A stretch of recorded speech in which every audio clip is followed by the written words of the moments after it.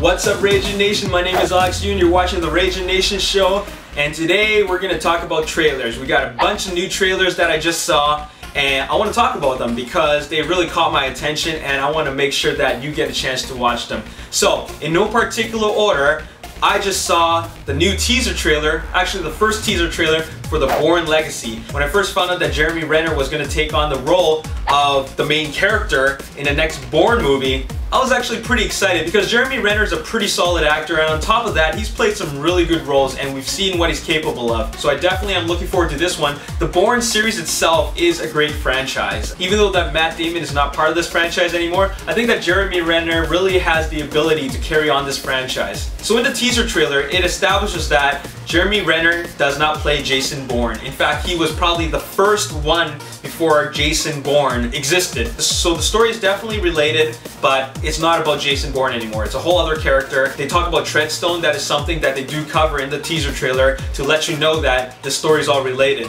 So definitely check that out. It doesn't show you a whole lot, but it's just really there to whet your appetite, especially if you're a fan of the franchise. The next trailer I saw is a little bit of a ridiculous one. Okay, let me ask you this. What does Indiana Jones, Werewolf Women of the SS, and Dead Snow have in common? Well, it's kind of obvious, and that is Nazis trying to use supernatural powers to wake up the army of the dead, or supernatural army or something weird like that. Anyways, what I'm trying to say is that based on these movies, I've come to believe that like Hitler and the Nazis tried to do some really weird, out of this world things to make the Army of Darkness. And I don't know a whole lot about that history, except for whatever I learned in History 12. That's history class in grade 12. I sucked in that class. Anyways, the trailer I wanted to tell you about is for a new movie called Iron Sky. And what it really is about, well, we've heard of werewolf women from the SS. We heard of the armies raising from the dead, like zombies. Well, get this. This is...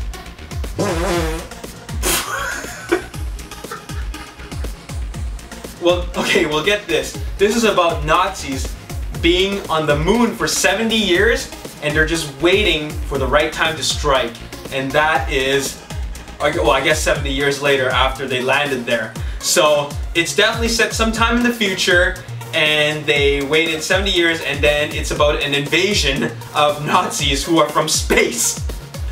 So really, it's about moon Nazis. Their headquarters is in the shape of a swastika on the moon. So if you take like a superpowered astronomer's telescope and look into the moon, you can probably see a swastika there, which is absolutely ridiculous. But that ridiculousness alone makes me want to watch it.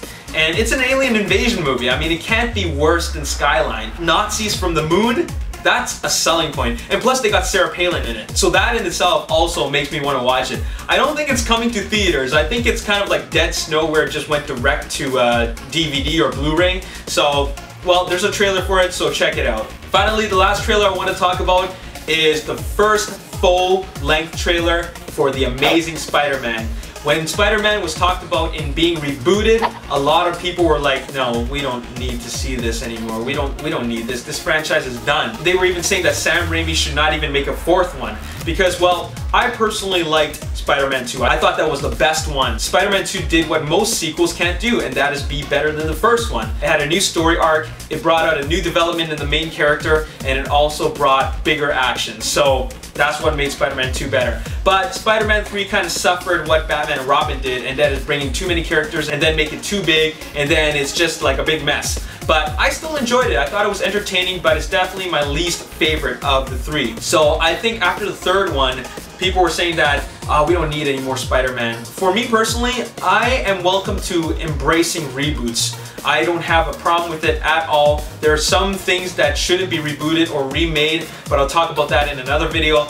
Spider-Man is a Marvel franchise, and Spider-Man needs to keep on going. You can't just stop making Spider-Man movies. Spider-Man is a very iconic superhero. It's just like Batman. I want to keep on seeing them make Batman movies. Spider-Man makes a lot of money for the studios, and that is one reason for them to make it. But for audience, I think that Spider-Man is a character that a lot of people can relate to, especially a younger generation. It is about a kid who was a bit of an outcast, but he finds these special powers and gets the girl. What could be better than that? Anyways, about the trailer. I love the way the movie looks. We got the director of 500 Days of Summer, so that in itself is really solid. And I love the new characters. We got Emma Stone as Gwen Stacy, we got Andrew Garfield as Peter Parker, and I like the fact that Dennis Leary is in it. When I saw the trailer and saw Dennis Leary, I just thought, okay, this is a pretty solid cast. I like that in this trailer it makes the movie feel more darker. And also, another thing is that it looks like Andrew Garfield is doing more of his own stunts. In the previous Spider-Man movie, you can tell this was CG stuntman, but it still looked good. I mean, the action was amazing, but for a human, that's physically impossible to do, to move at those speeds. So I think that they really took the action to the next level by making Andrew Garfield do more of his own stunts. And based on the trailer, I think that Andrew Garfield playing Peter Parker is a lot different. Like, the character is a lot different than Tobey Maguire's version of Peter Parker. I guess I would have to say that the new version of Peter Parker is more serious. Like, the movie itself is more serious in tone from what I can tell from the trailer, but I think that Andrew Garfield's version is one that I'm gonna like more. I actually didn't have a problem with Tobey Maguire's version. It's just that after the third one, I got tired of seeing him and seeing his mannerisms. There wasn't really new developments there, right? Except for the second one, which was good. But the third one, I felt tired. It's kind of like Shia LaBeouf in Transformers Dark of the Moon. I got a little tired of seeing him, and I don't want to see him for the fourth one. So in a way, I'm actually positively welcoming this Spider-Man reboot.